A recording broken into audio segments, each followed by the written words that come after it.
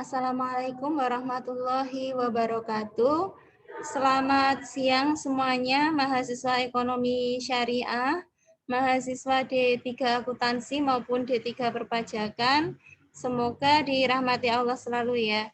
Di sini saya akan menjelaskan tentang materi regresi, namun akan saya utamakan di bagian awal itu menjelaskan bagaimana cara menentukan variabel X ataupun variabel Z.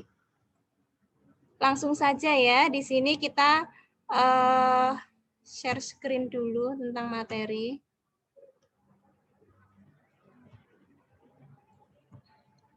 Sebagaimana yang sudah saya sampaikan, di sini materi regresi ya. Regresi tadi di sini ada tujuan pembelajaran, yaitu yang pertama di sini mahasiswa bisa mempelajari ya, menghitung dan menginterpretasikan arti persamaan regresi linier sederhana, kemudian menggunakan ukuran-ukuran yang diperoleh dari analisa regresi dan korelasi untuk keperluan peramalan atau forecasting. Yang ketiga, menghitung dan menjelaskan makna dari koefisien-koefisien regresi dan korelasi tersebut, serta koefisien determinasi. Sebagaimana yang saya sampaikan tadi, kemarin sudah saya share ya materinya. Di sini saya akan menyampaikan yang pertama tersebut, yaitu menentukan variabel X sama Y. Sebelumnya kita mengenal dulu apa itu variabel X, variabel Z. Itu sebenarnya seperti ini ya. Ada istilah variabel dependent. Dependent itu dari bahasa Inggris, depend ya. Depend. Itu artinya tergantung. Maka di sini variabel dependent itu disebut juga variabel tergantung. Lawannya itu ada variabel independent. Maka ini disebut juga variabel tidak tergantung. Karena independen, tidak tergantung, itu disebut juga variabel bebas. Bisa juga variabel tidak tergantung itu tidak terikat. Ya. Namanya banyak sekali. Sedangkan variabel tergantung itu nanti nama lainnya variabel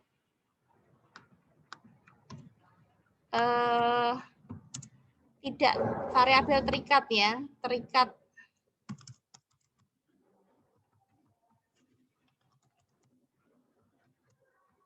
Nah ini ya, ada dua variabel dependent sama independent dan beserta nama-nama yang biasa sering digunakan di dalam statistik. Harus mengenal ya, tergantung itu dependent, nama lainnya variabel terikat.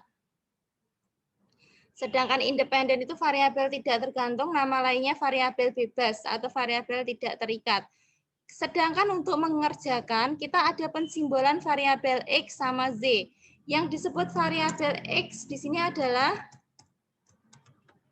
variabel X itu ini ya, yang ini variabel X ini disebut simbol X ya di dalam penghitungan. Sedangkan tergantung atau tidak bebas ya atau terikat itu adalah variabel Z. Sekarang contoh ya, di sini definisi variabelnya tergantung itu misalnya seperti ini ya. Nah ini ya, ada kalimat semakin panas besi akan semakin memuai panjang. Kita lihat dalam pelajaran IPA dulu SMA, kalau besi dipanaskan itu bertambah panjang ya, teorinya mungkin masih ingat pelajaran SMA. Atau kalau rel sepur itu dibuat renggang ya, karena kalau terkena cahaya matahari panas, itu ada tempat untuk memuai. Sehingga nanti di sini ada dua istilah ya, ada dua istilah. Yang pertama itu adalah panas.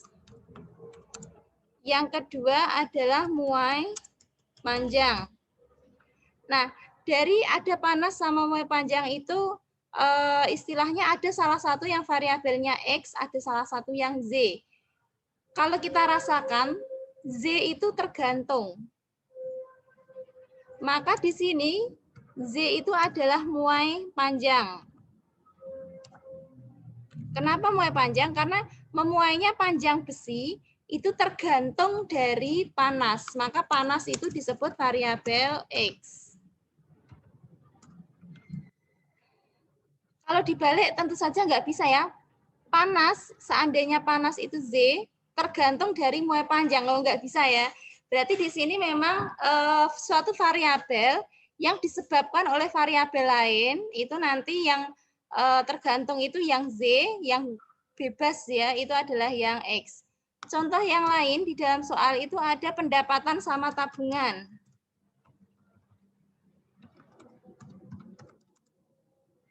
Yang kedua tabungan. Nah, mana yang cocok sebagai variabel Z? Coba di sini tabungan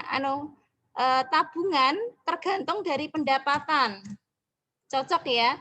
Maka tabungan itu Z, tergantung dari pendapatan. Maka pendapatan itu adalah X. Kalau dibalik coba, pendapatan tergantung dari tabungan. Tidak logis ya. Nah, seperti itu ya. Di sini adalah mainnya logika, di mana di sini mahasiswa bisa menentukan mana variabel Z, mana variabel X, dengan perasaan atau kalimat di mana variabel Z tergantung variabel X. Muai panjang tergantung panas, dan tabungan tergantung dari banyak sedikitnya pendapatan. Itu ya dari penjelasan bagaimana bisa menentukan variabel X dan variabel Z. Kemudian selanjutnya saya jelaskan regresi. Regresi itu apa sih sebenarnya? Regresi itu adalah suatu teknik atau metode statistik di dalam meramalkan. Ya, yang meramalkan istilahnya bukan hanya dukun ya, tetapi statistik pun bisa meramalkan. Ya, meramalkan berdasarkan adanya dua variabel, variabel independen dan dependen, di mana hubungan kedua variabel itu adalah sebab akibat ya. Sebab akibat di mana nanti salah satu menjadi variabel independen, yang satunya menjadi dependen. Ya, meramalkan itu bahasa Inggrisnya forecasting. Ada banyak metode. Di pertemuan berikutnya nanti ada analisa tren, itu pun juga forecasting juga, tetapi dengan metode yang lain. Nah, di sini kita metode regresi dulu. Korelasi nanti di bagian 2 ya. Ini saya lewati dulu.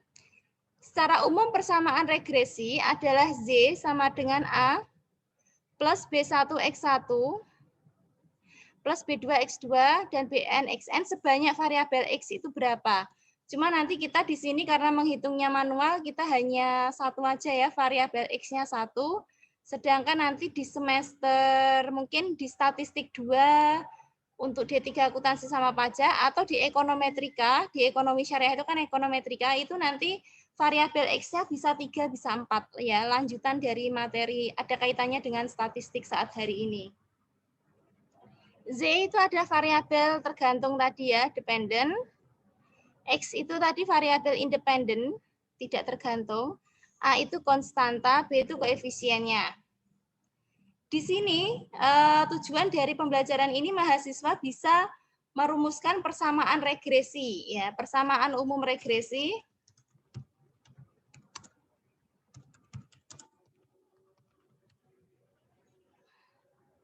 Ini tadi ya persamaan. Cuma di sini persamaan umum regresi kalau X-nya 1, Z sama dengan A plus B X. Ini ya, persamaan umum regresi kalau X-nya cuma 1 seperti ini aja, karena cuma 1. Kalau yang ini banyak. Nah, di sini mahasiswa harus menentukan nilai A dan B.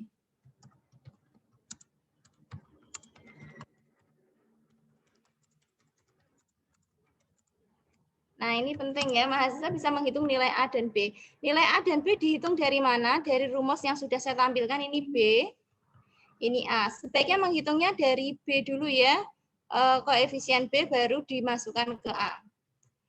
N itu jumlah data ya, ini N kecil. Sedangkan X variabel bebas, Z variabel terikat. Langsung saja ke contoh soal. Di sini contoh soal 1. Ini saya ceritakan dengan bahasa sendiri ya. Ada tabel jarak. Jarak ini dalam kilometer ya. Sedangkan emisi itu dalam satuan ppm. Ada 1, 2, 3, 4, 5, 6, 7, 8, 9, 10 sepertinya ya, 10. Di sini pengen mengetahui apakah di sini istilahnya semakin jauh mobil berjalan, semakin besar juga emisi HC yang dihasilkan. Sebelumnya emisi HC itu adalah zat sisa atau residu ya, bahasanya kelok ya, kelok ketika kendaraan itu dinyalakan, residunya itu ya, asapnya itu yang keluar itu berapa, itu namanya emisi HC yang diukur dengan satuan ppm. Di sini diduga apakah kalau semakin jauh mobil itu melaju, semakin mengeluarkan emisi HC-nya itu semakin banyak atau biasa sama aja atau sedikit. Maka diambil percobaan 10 mobil ya, 10 mobil secara acak, kemudian menempuh jalur sebagaimana tabel dalam 1000 km dan diukur emisi HC-nya. Ini 1000 km ya. Mobil pertama menempuh jarak 31.000 km mengeluarkan emisi HC 553 ppm. Mobil kedua menempuh jarak 38.000 km dengan emisi HC 590 ppm dan seterusnya, seperti itu ya. Nah, di situ pertanyaannya, tentukan persamaan regresi Z sama dengan A plus BX. Yang kedua, ramalkan emisi HC yang dikeluarkan jika mobil menempuh jarak 150 km. Nah, ini regresi adalah suatu metode meramalkan ya. Nek kalau 150 km nanti emisi HC-nya berapa ya? Itu kan tidak perlu benar-benar mobil itu melaju 150 km, tapi bisa kita ukur dengan data yang sudah ada tadi ya, data 10 mobil secara acak tadi. Kemudian yang ketiga, bagaimana arah hubungan jarak terhadap emisi HC, positif atau negatif. Ini akan kita bahas satu persatu. Nanti di sini yang pertama, di sini adalah bisa menentukan variabel X sama Z. Di sini ada jarak sama emisi HC. Kita rasakan seperti metode tadi ya. Coba di sini jarak itu Z. Jarak dipengaruhi oleh emisi. Jarak tergantung emisi. Enggak cocok ya, tapi dibalik. Emisi itu Z. Emisi HC yang dikeluarkan tergantung dari jarak yang ditempuh mobil. Pas ya. Maka di sini emisi HC itu sebagai variabel Z, sedangkan jarak itu sebagai variabel X. Sudah bisa ya menentukan variabel ZX. Yang kedua menentukan rumus ABC. ABC tadi sebagaimana di atas tadi. Nah ini ya ada jumlah data tadi 10. Jumlah X kali Z, jumlah X, jumlah Z, jumlah X kuadrat, dan jumlah X dikuadratkan. Nanti kita dari rumus ini sekiranya memerlukan hanya butuh tambah 2 tabel ya. Nah, seperti ini. X kuadrat ya, ini 31 kuadrat. X kali Z, maka 31 kali 553 ppm ini dikalikan sebagaimana pada tabel. Seperti ini. Baru dimasukkan rumus B, ketemunya 5,39, A-nya 381,906. Karena B sama A sudah ketemu, maka tentukan persamaan regresinya. Nah ini ya.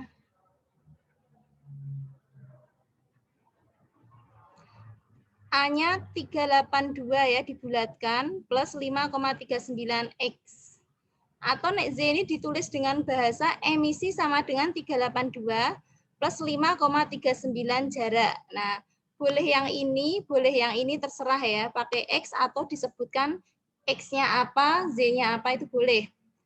Yang kedua, ramalkan emisi HC yang dikeluarkan jika mobil menempuh jarak 150 km.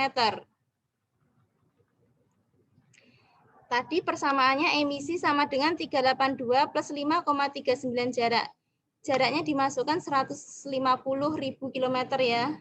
Nanti ketemunya 1190,5. Jadi diperkirakan emisi HC yang dikeluarkan ketika mobil menempuh jarak 150.000 km. Ini ribu ya. 1000 km sebesar 1190,5 ppm. Bagaimana arah hubungan jarak terhadap emisi HC? Berhubungan positif, artinya semakin jauh mobil melaju, semakin besar emisi AHC yang dikeluarkan, dan sebaliknya. Positif atau negatif ini letaknya di mana kita tahunya? Dari sini ya. Lihat yang saya blok. Nah, ini ya. X itu adalah jarak, depannya ada tanda positif. Maka itu artinya berhubungan positif. Seandainya negatif, nah ini saya ubah negatif misalnya. Nanti maka semakin jauh mobil melaju, semakin sedikit emisi HC yang dikeluarkan. Mobilnya jauh, emisi HC-nya sedikit. Berarti kan berbanding terbalik ya, atau berhubungan negatif. Itu bisa dilihat dari tanda sini. Kalau di sininya negatif. Jadi regresi itu ada yang memungkinkan hasilnya itu dalam bentuk konotasi negatif. Tapi itu contoh ya, ini yang positif. Tugas 1 kemarin sudah dikerjakan dengan baik ya. Kemudian selain materi regresi, di sini ada bab koefisien determinasi dan korelasi. Koefisien determinasi, nama lainnya R². Square itu persegi ya, R persegi atau R kuadrat seperti ini simbolnya. Yang dijelaskan dengan rumus seperti ini ya, R² rumusnya ini ada. Yang simbolnya seperti ini tuh Z prediksi, yang simbolnya ada strip rata ini Z rata-rata ya, sudah ada rumusnya. Z prediksi adalah A plus B kali X-nya, sedangkan Z rata-rata adalah jumlah Y dibagi N. Kemudian di sini contoh soal koefisien determinasi R² untuk biaya promosi dan volume penjualan. Nah, ini sudah diambil data selama 1 tahun ya, dari Januari sampai Desember. Hitunglah di sini koefisien determinasi. Sama seperti tadi, kita bisa menentukan variabel X sama variabel Z. Coba di sini biaya promosi kita duga sebagai variabel Z. Biaya promosi tergantung volume penjualan. Coba kita balik juga, volume penjualan tergantung biaya promosi yang dikeluarkan. Sepertinya lebih cocok ya ketika volume penjualan itu adalah Z, sedangkan biaya promosi itu adalah X-nya. Nah, di mana volume penjualan itu tergantung biaya promosi. Kalau gencar promosinya, maka penjualannya biasanya meningkat, diprediksi meningkat. Jadi volume penjualan tergantung biaya promosi. Volume penjualan itu Z, biaya promosi itu X. Dah ya, dari situ kemudian dimasukkan ke sini ya. Ke sini, dihitung Z kuadrat, X kali Z, kemudian Z prediksi. Pakai Excel boleh. Nanti ketemu koefisien determinasinya itu 0,8850838874. Kalau dibuat prosentase mundur 2 angka ya, atau di sini 88,51%. Artinya apa? Artinya volume penjualan jamu dipengaruhi oleh biaya promosi sebesar 88,51%. Sisanya 11,49% dipengaruhi oleh variabel lain yang tidak disebutkan di dalam model regresi. Jadi kuat sekali ya biaya promosi ini pengaruhnya terhadap volume penjualan. Yang 11,49% itu variabel lain. Contohnya apa? Misalnya di sini adalah letak lokasi, jumlah outlet gitu ya. Kalau lokasinya dekat, penjualannya terjangkau ya, volume penjualannya lebih banyak. Kemudian kalau luas outlet, jumlah outletnya itu banyak, maka volume penjualan pun mudah dijangkau masyarakat, maka penjualan pun meningkat. Jadi ada faktor-faktor lain yang tidak disebutkan di dalam pengamatan ini ya. Di sini hanya menyebutkan biaya promosi saja. Kemudian yang terakhir adalah korelasi ya. Korelasi itu sangat mirip sekali dengan regresi, tapi kita harus bisa membedakan. Korelasi itu hanya derajat keeratan hubungan antara satu variabel dengan variabel yang lain. Korelasi yang tinggi belum menunjukkan adanya hubungan regresi sebab akibat ya. Misalnya di sini,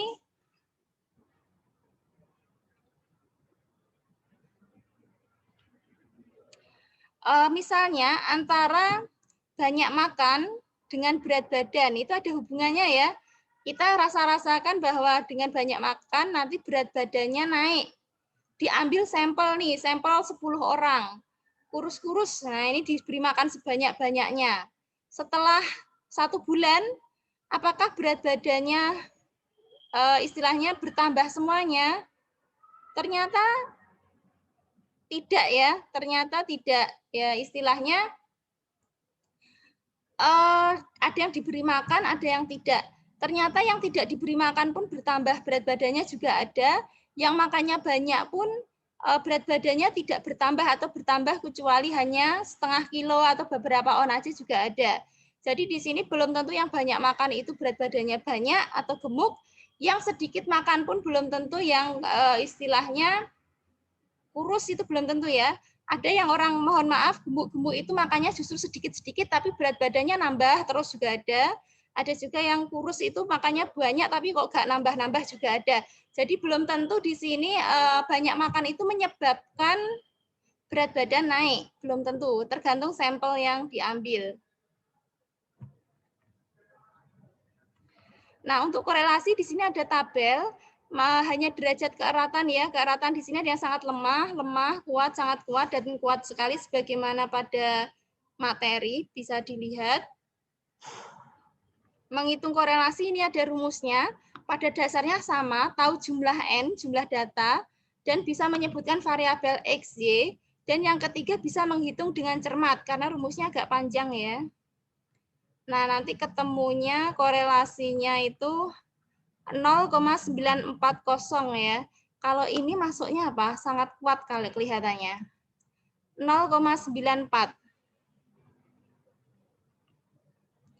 Oh ini ya, korelasi keeratan sangat kuat sekali. Ini bisa ditambahkan.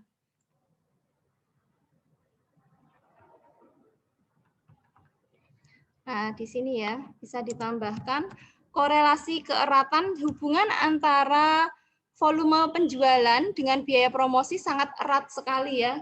Derajat korelasinya hubungannya itu sangat erat sekali. Cukup untuk materi regresi kali ini, regresi, korelasi, dan koefisien determinasi. Secara konsep dasar semoga mudah dipahami. Ini akan berlanjut untuk di statistik 2 dan ekonometrika ya. Tapi semoga nanti mudahkan ya di dalam memahami materi ini.